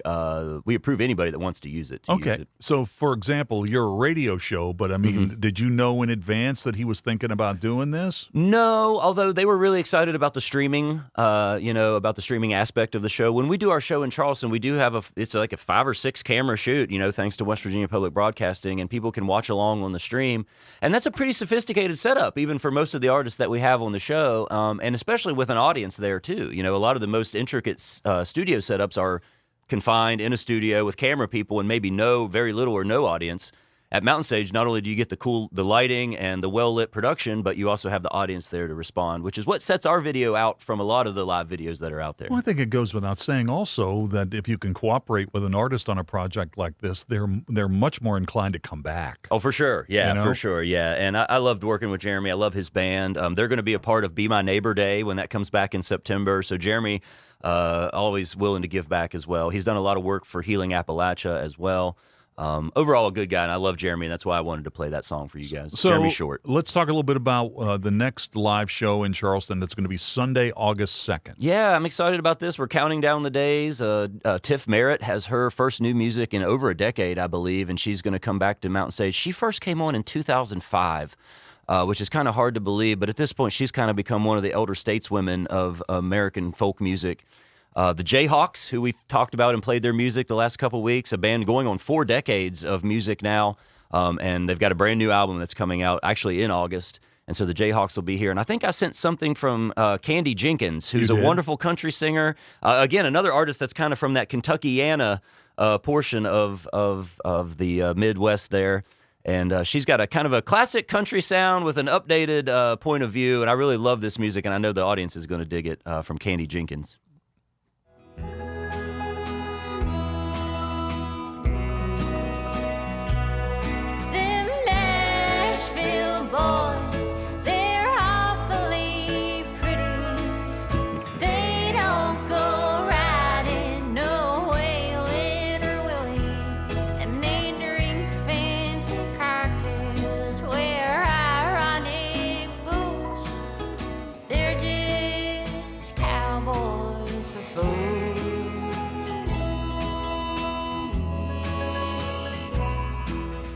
Cowboy's got a pickup, a Chevrolet, and he don't say much if there ain't much. I just see the smoky bar and the neon when I hear this song. What a great sound. Oh, so cool. Yeah, So, and I love that country sound. Coming Monday, you've got some new show announcements coming for November? Man, there is no rest. I've been working on our last shows of the year for a long time. We're finally going to announce them on Monday for November. We have 2 shows coming up. One of them is going to be in Huntington, and one of them is going to be here in Charleston. We've got local artists playing for both of those dates, as well as some really attractive guests.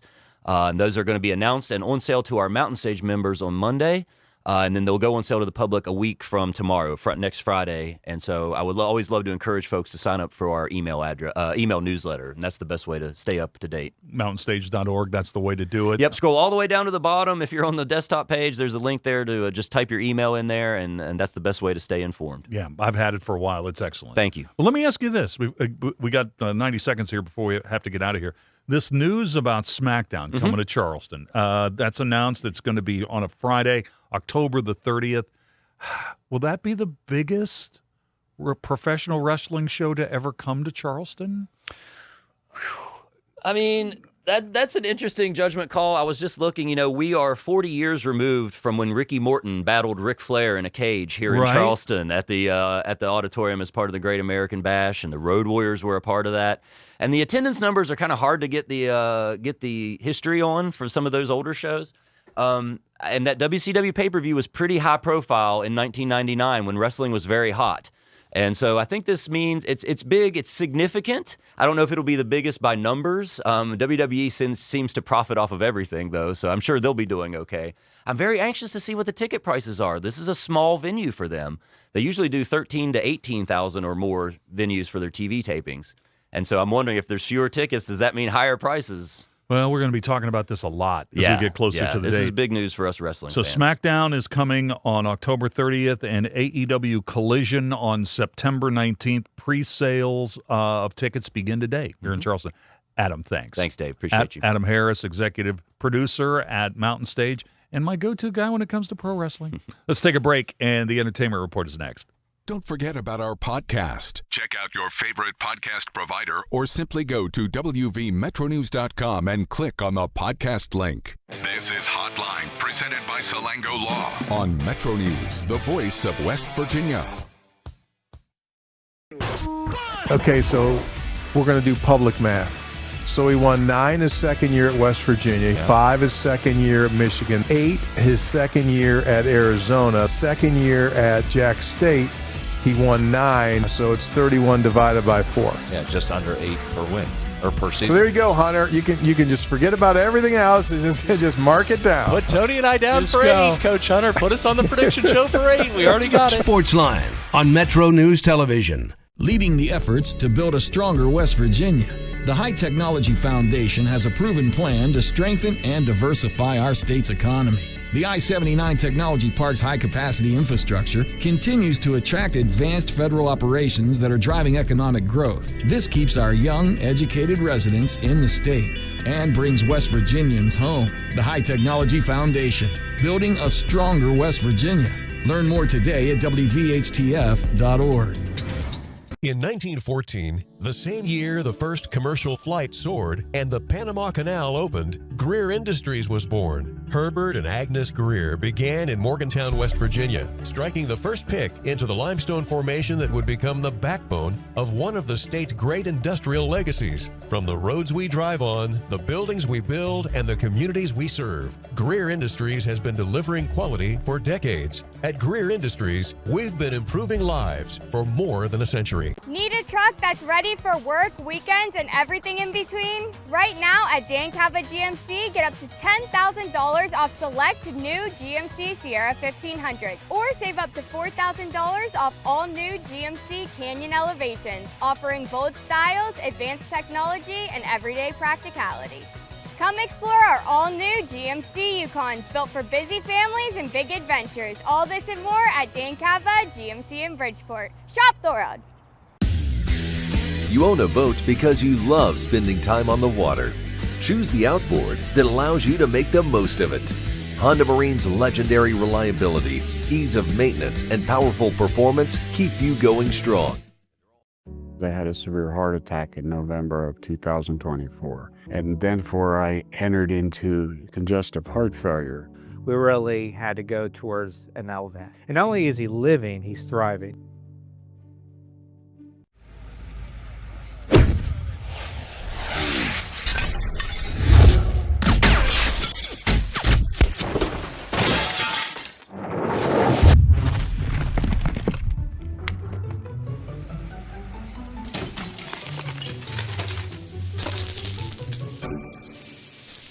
I'm Sean Kovich, Mountaineer golf coach. When disaster strikes your home, business, or golf game, call the restoration company the Mountaineers call. Panhandle Cleaning and Restoration.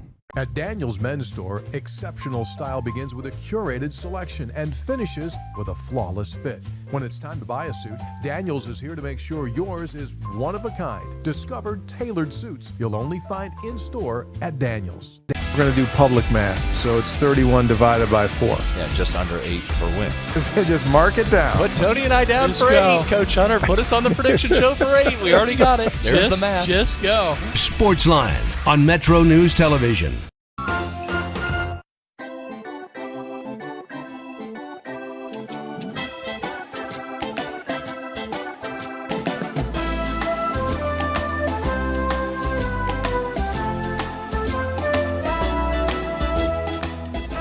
There is a massive heat dome covering the country, and here in New York, it was almost 100 degrees. It was so hot in New York City, people were fighting over the wet seat on the subway. They're like, hey, you've been there for 3 minutes. All right, 428 on the show, almost halfway home on this edition of Metro News Hotline. We're going to talk about hockey here in about 5 minutes with the news today. The Penguins are pulling their ECHL affiliation away from the Wheeling Nailers. More on that in a bit. Time for Talkin' TV and more. Here are today's entertainment headlines from ABC. ABC Entertainment News. FIFA is adding another musician to its all-star lineup for the World Cup final. Post Malone will be headlining the World Cup closing ceremony, which will take place before the final match on Sunday, July 19th. Tom Cruise will also be making a special appearance at the ceremony. Only in New York. Dexter Resurrection is adding another killer actor to its cast. The Last of Us star Gabriel Luna will join the second season of the Dexter sequel as the serial killer, the Sleepy-Eyed Stranger. He joins previously announced guest stars Brian Cox and Dan Stevens. It's got a nice ring to it. Sylvester Stallone. We have our first trailer for I Play Rocky. The new biopic stars Anthony Ippolito as Sylvester Stallone as he writes and fights to star in Rocky. I Play Rocky hits theaters on November 6th. And happy birthday to Will Ferrell, who's 59 today. Michelle Franzen, ABC News. All right, we'll take a quick break here for news at the bottom of the hour, then some hockey talk. This is Metro News, the voice of West Virginia.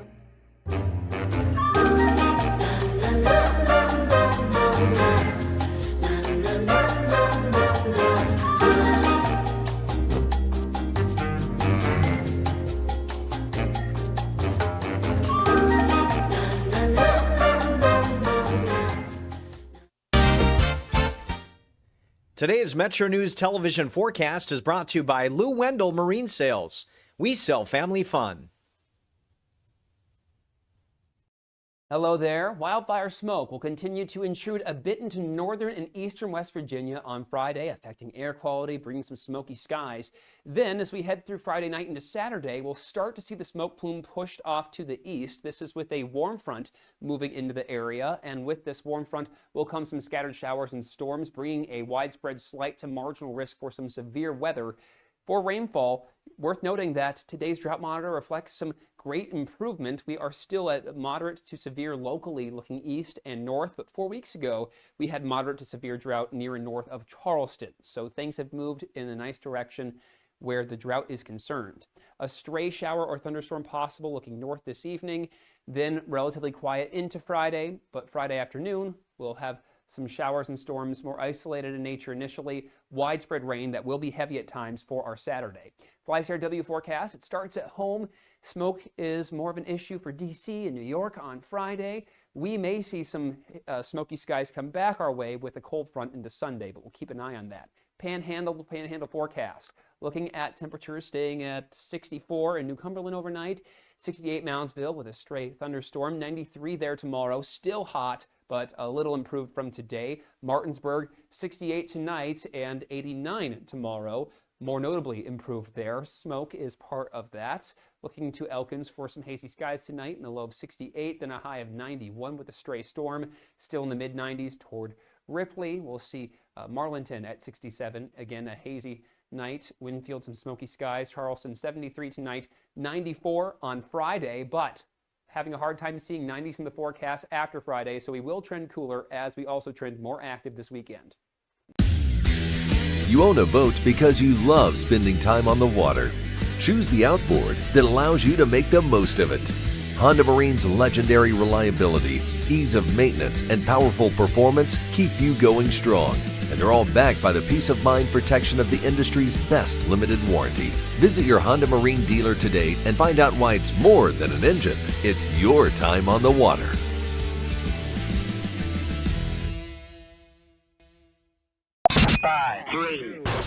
I love the state of West Virginia. I've met some of my best friends.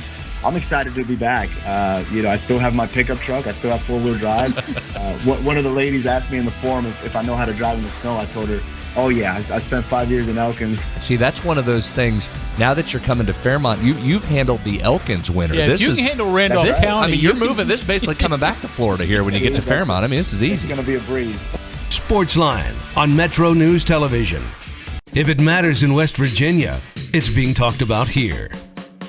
Gentlemen, I could not care less if you read this message. All right, moving on to the next one. 304 Talk 304. Well, they said it, not me. Oh, that's terrible. Read the guy's phone. Maybe I will, maybe I won't. Join Dave Wilson and TJ Meadows Monday through Friday for Talkline. Available on mobile, Roku, Fire TV, smart TVs, and online at WVMetroNewsTV.com.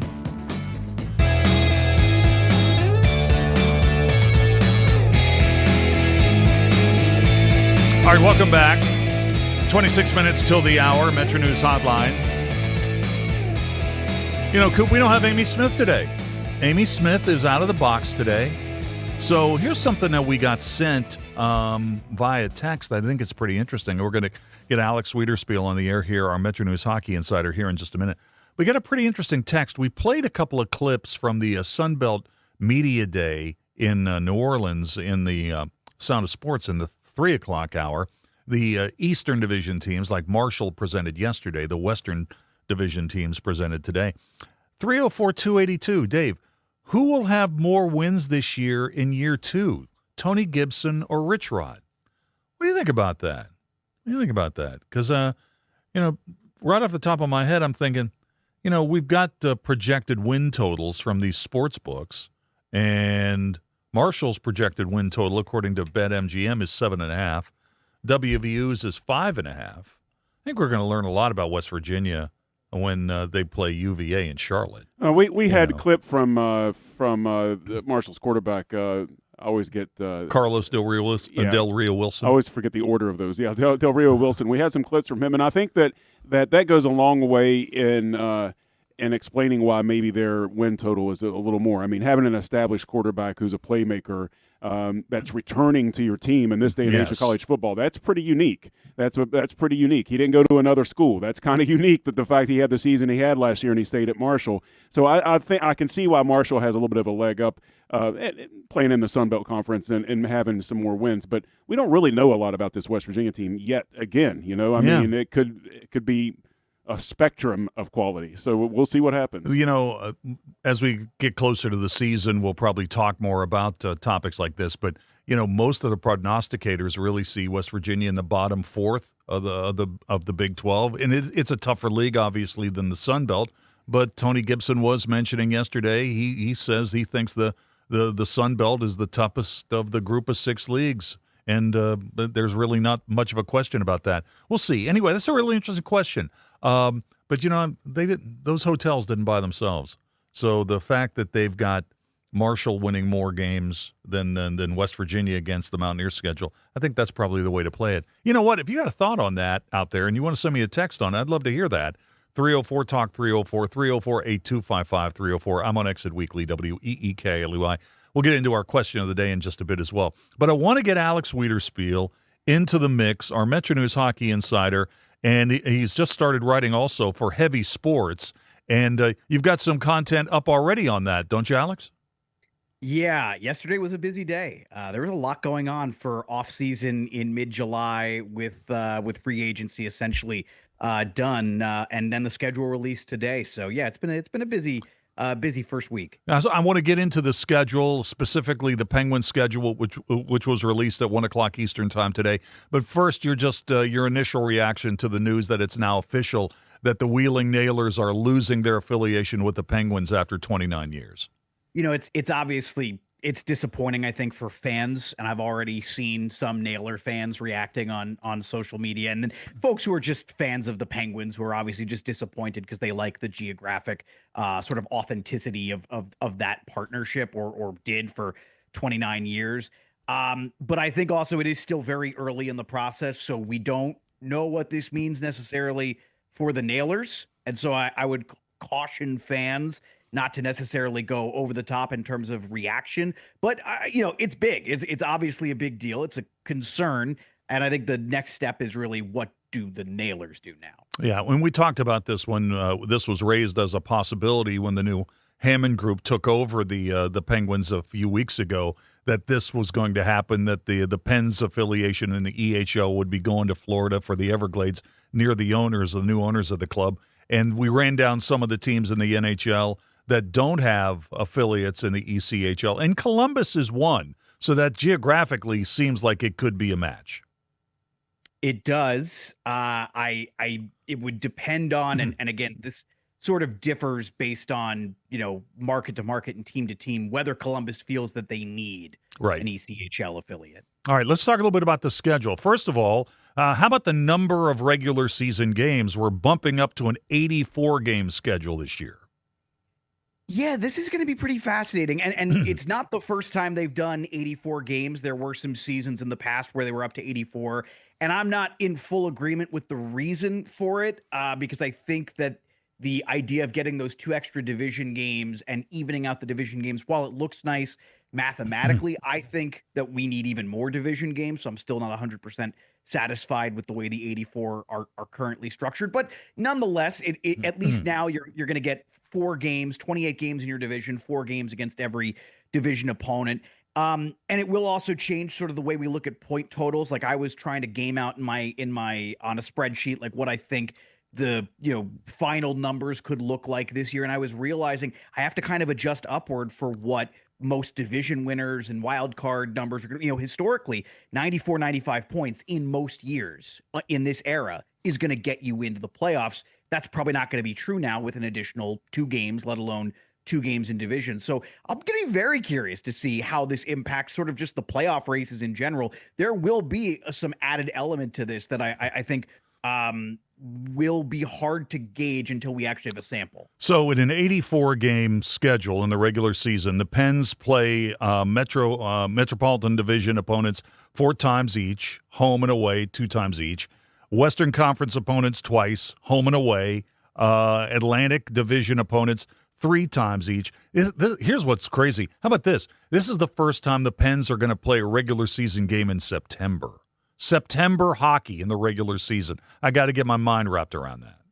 Yeah, and I know that's going to be, there's so much right now in the landscape of the league changing. This is another one of those like small things that we now have to start internalizing. The preseason is obviously shorter, and this is the other kind of important point here. The teams that had a lot of new additions, right? They're really going to now need to utilize that preseason very, very deliberately. I do think it's going to make it a little bit harder on guys who are sort of fringe players who might have in the past been those great training camp stories to make the team. Because now, like, I'll take the New York Rangers as an example. I think it's very likely that they're going to want to take, they finished the year pretty hot for a team that wasn't very good. I think they were 11-7-2 in their final, 20 games or whatever. And a lot of that was based on one line really carrying the team. With a shorter preseason, you're probably now saying we might actually have to start, we might not be able to tinker with our lines as much during the preseason. We might want to start with that hot line, get them going in the first week of the season, and see if we can maybe reduce how many experiments we're doing in the early stages, because the games matter earlier now. So I'll be curious, and they're certainly not going to be the only team that's going to have decisions to make like that. You know what? That's a really good point. I hadn't even thought about that. A couple of notes here on the schedule. The Penguins open Wednesday, September 30th in Philadelphia. That's the first time the Pens will ever play a regular season game in the month of September. The home opener is Saturday, October 3rd against Montreal. And I thought this was pretty interesting, too. And this is probably something to favor West Virginia fans of the Pens, where you can go see games on the weekend, because out of the 42 home games in this schedule for the Penguins, 18 of them are on the weekend. 3 Fridays, 10 Saturdays, 5 Sundays. That's 43% of the schedule. I see that as very friendly. I like that a lot. Look at you. Great metrics. Great breakdown. No, I love that for the fans. And of course, I haven't taken a closer look at teams like Columbus and Washington and Carolina, but those are probably, in addition to Philadelphia, though that's a longer drive than I think people realize, those are probably your 4 closest, right? In division and as far as a chance to go see road games as well, where, depending on the team, probably not Washington, but, with Columbus in the past, ticket prices historically, when they're not good, they can be real value deals. The Penguins are always also home right around Thanksgiving. Thanksgiving Eve, they play Calgary. And then the Saturday after Thanksgiving, they will host Toronto. There is a New Year's Day game against Minnesota. There will be a game on St. Patrick's Day. You know, Pittsburgh has the big parade. Then they will host the Caps. You know, that's kind of interesting, too. Remember how much run we gave that what we thought would be the last meeting between Crosby and Ovi at the end of last season? We're going to get to see some more of that. Yeah, and now also, that's Washington's home opener on October 7th. I think it's going to be, I listed it as one of 6 home openers that, kind of are must-watch TV in one of my recent stories, and it's Washington hosting Pittsburgh on Wednesday night, 7:30 in prime time. And, in theory, I do think that's likely going to be the final, chance or the start of the final season for Alex Ovechkin, though there is a rumor that's been going around. I have to double check. I think it was Elliot Friedman of 32 Thoughts and TSN in Canada, but somebody, I believe it was Friedman, had mentioned that they had heard Ovechkin had actually flirted with the idea of a 2-year contract, ultimately didn't do that with Washington. So maybe he's still not done. Maybe this is just going to be at the end of each year when he gets to summer, he's just going to make a decision when, he kind of feels like it's time to make a decision instead of doing it at the start of the year and having any kind of farewell tour. Well, and you and I were talking the last time you were with me about the possibility that Ovi could get to 1,000 regular season goals if he plays 2 years. That opens the door to that possibility. Hey, before we wrap this up, I wanted to get your take on the Anthony Mantha deal to the Devils. 2 years, $9.5 million. I know there were some people who thought maybe the Penguins should bring him back, and I think there were others who thought that he was maybe going to get a 3 or 4 year contract. What's your deal on? What's your thoughts on Mantha to New Jersey? I am a little surprised that at that contract length, Pittsburgh wasn't willing to go there. But we, of course, we never know the insides of these negotiations. We don't know if Pittsburgh had a red line in terms of average annual value. So it's always hard to know that for sure. But I would have thought that the issue for Pittsburgh would have been not the AAV, but the term of the deal is what I would have assumed would have been a holdup in bringing him back. I like the deal a lot for the Devils. I think they've done a really good job in everywhere except for 2 spots, to the point where I like the Devils, much like I like most of the NHL this year, to compete for a wild card spot.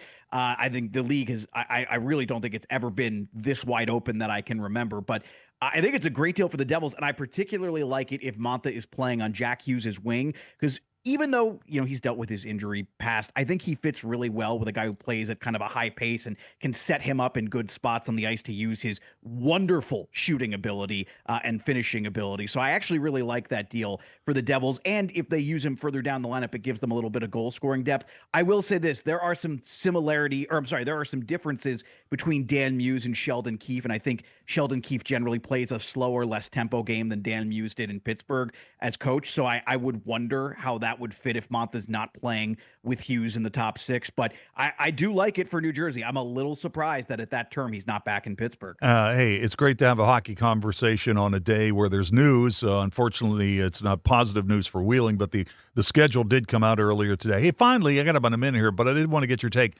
I mean, this has been a relatively quiet offseason for the Pens. Wouldn't you agree? What do you think Kyle Dumas is cooking up? I mean, he's got to have something that he's working on, right? What do you think it is? That's a great question. I think the tough part is I think he really wants Jason Robertson, and I think there's just not enough leverage to make something like that happen. They are at least over the salary cap floor now, so they don't have to do anything else. But with their assets, I've got to think that eventually something's going to pop free and Dubas is going to strike. All right, got to leave it there. Alex Wiederspiel, our Metro News hockey insider, and now one of the latest contributors to Heavy Sports. Thanks for jumping on with us today. My pleasure. All right, Alex Wiederspiel. Let's take a break, and when we come back, we'll open up the On This Date file. Stay tuned. Metro News Hotline, presented by Salango Law, will return right after these messages. When your car leading the efforts to build a stronger West Virginia, the High Technology Foundation has a proven plan to strengthen and diversify our state's economy. The I-79 Technology Park's high-capacity infrastructure continues to attract advanced federal operations that are driving economic growth. This keeps our young, educated residents in the state and brings West Virginians home. The High Technology Foundation, building a stronger West Virginia. Learn more today at WVHTF.org.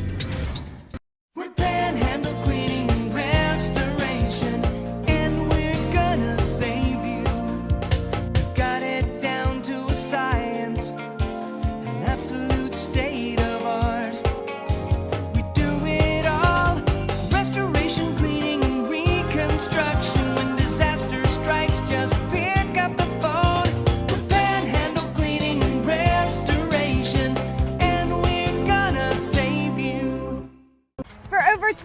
years, Dan Cava Toyota World has been more than a dealership. We're family-owned, community-focused, and committed to taking care of our customers long after the sale. Our commitment doesn't stop when you drive off the lot. With factory-trained technicians and a service team you can trust, we're here to keep your vehicle running at its best for years to come. So when it's time to get your next vehicle, choose the dealership that's been serving the community for generations. Visit Dan Cava Toyota World in Fairmont. Shop the world. The best selection of WVU apparel is at Daniel's Men's Store. Exclusive designs you won't find anywhere else. Stylish, sophisticated, and unmistakably Mountaineer. Shop in store or online at danielsofmorgantown.com. Of course, the LVA was brought into my life because I had a severe heart attack in November of 2024. And then I entered into congestive heart failure. Where he was in the course, we really had to go towards an LVAD. At that point, I was committed. At that point, I wanted to get better, and I wanted to see what this machine was going to do for me. With this therapy, he's thriving, doing well. And not only is he living, he's thriving. You own a boat because you love spending time on the water. Choose the outboard that allows you to make the most of it. Honda Marine's legendary reliability, ease of maintenance, and powerful performance keep you going strong. And they're all backed by the peace of mind protection of the industry's best limited warranty. Visit your Honda Marine dealer today and find out why it's more than an engine. It's your time on the water.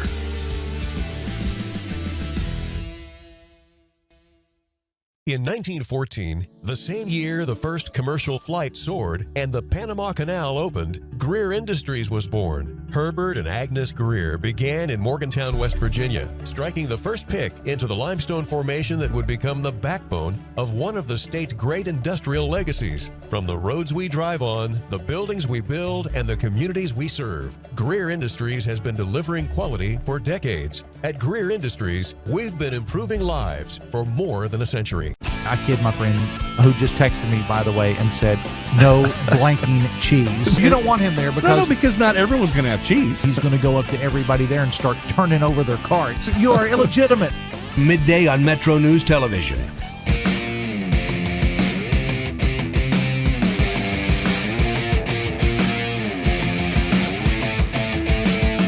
All right, welcome back to the show. It is time to crack open the On This Date file. And we'll begin with the birthdays, and always we'll begin with the sports birthdays. Had some pretty good ones in sports today. How about Jimmy Johnson, coach of the Dallas Cowboys, Miami Dolphins? He's 83 years old today. British Open's underway. How about Adam Scott, won the Masters in 2013? He's only 46. Ron Yeri, oh man, what a great lineman. He was actually a defensive lineman for a while at Southern Cal, then switched over to the offensive side of the ball. And that's where his great career started. Played primarily with the Minnesota Vikings. He's having a birthday today. Gary Anderson. He was a place kicker for 6 different teams. South African native. Played with the Steelers for a dozen years. He's 67 years old today. Terry Pendleton is having a birthday today. Pendleton is 56 years old. Primarily with the Cardinals, the Braves. Played for the Reds. Played for the Reds for a while. Charles Smith from the NBA and Pitt, great player for the Panthers, 10 years in the league. He's 61 years old today. Aaron Glenn played corner for the Jets. He's the current coach of the Jets. Played for 5 different teams. He's 54 years old. Margaret Court. Margaret Court is 84 years old today. 24 Grand Slam wins. She won the Grand Slam back in 1970. But it's the mental side of it, and I think that's where often the battle is won.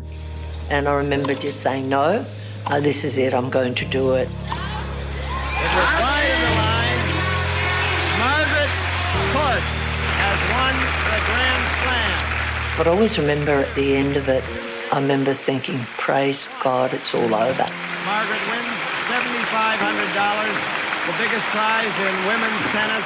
When I won the Grand Slam, it was like, I think, a sigh of relief. So Margaret Court having a birthday today. She's 84. Barry Sanders, one of the best to ever do it with a football in the NFL, won the Heisman Trophy in 1988, played his entire pro career with the Lions. 1997, he goes for over 2,000 yards in a single season.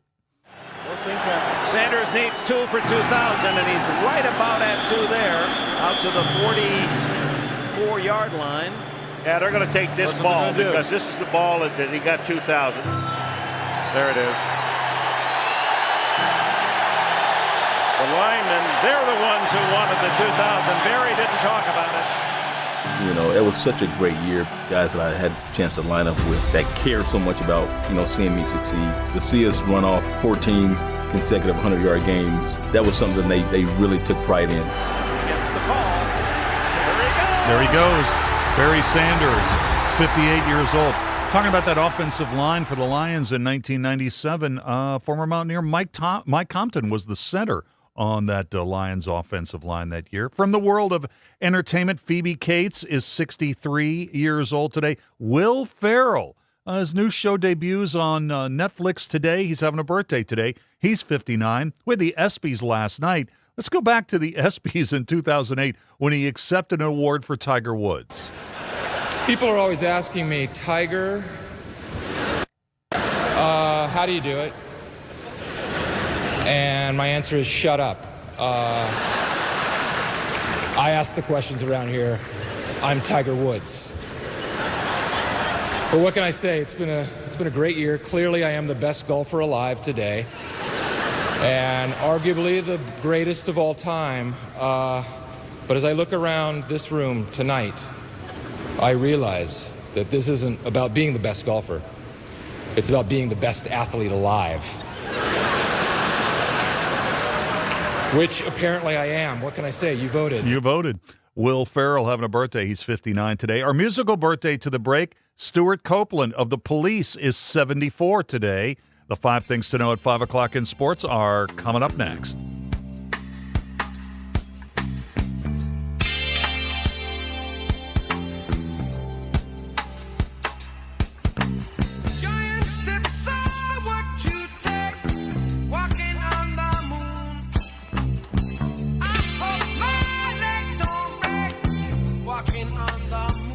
This is Hotline, presented by Salango Law on Metro News, the voice of West Virginia. I kid my friend who just texted me, by the way, and said, no blanking cheese. He got away with Well, he words. should come out. Make sure he comes to the game. No, you don't want him there because... No, because not everyone's going to have cheese. I mean, there might be a couple that No, do. what he's going to do, he's going to go up to everybody there and start turning over their carts and saying, this is, you are illegitimate.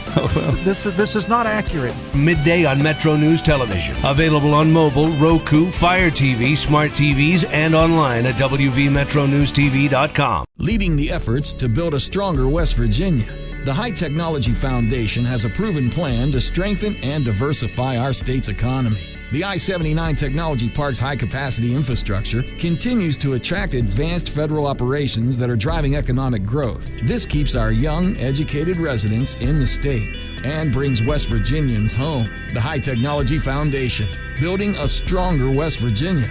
Learn more today at WVHTF.org. You own a boat because you love spending time on the water. Choose the outboard that allows you to make the most of it. Honda Marine's legendary reliability, ease of maintenance, and powerful performance keep you going strong.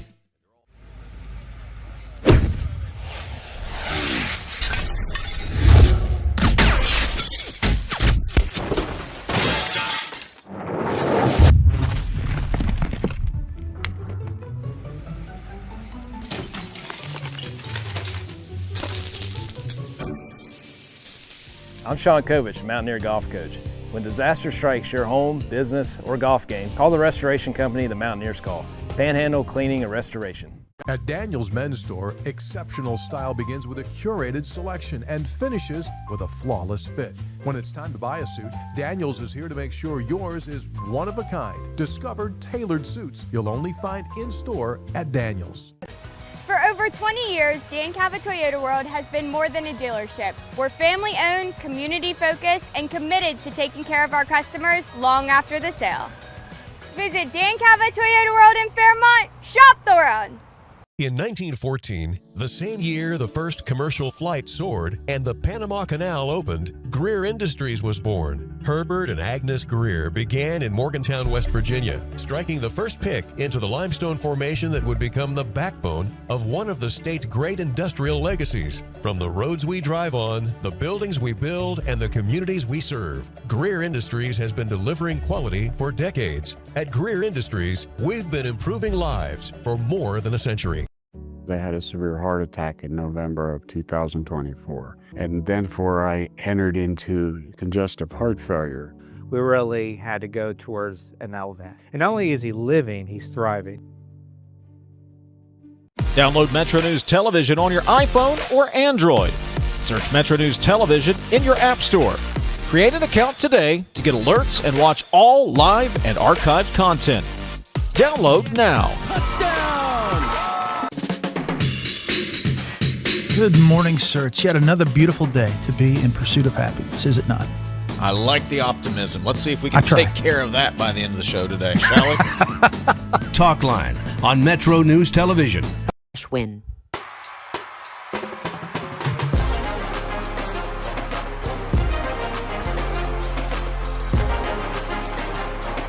Sports headlines at 5 o'clock. Jackson Suber, the Americans got a one-shot lead after the opening round of the British Open. Hockey news, the Penguins have announced they're severing their affiliation with the Wheeling Nailers, and the schedule for the next season has been released. The Pens will open at Philadelphia on Wednesday, September 30th. This is Metro News, the voice of West Virginia.